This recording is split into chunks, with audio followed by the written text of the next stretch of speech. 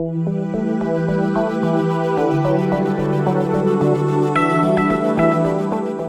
this video, we will show you how to find your transaction ID, TxID or hash, on EXOLO for your deposits and withdrawals. What is a TxID? A transaction ID, TxID, or hash is a unique identifier assigned to each transaction made on the blockchain.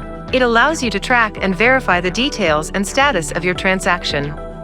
To find your TxID on EXOLO, start by logging into your account. Once logged in, hover over Balances and click on My Assets.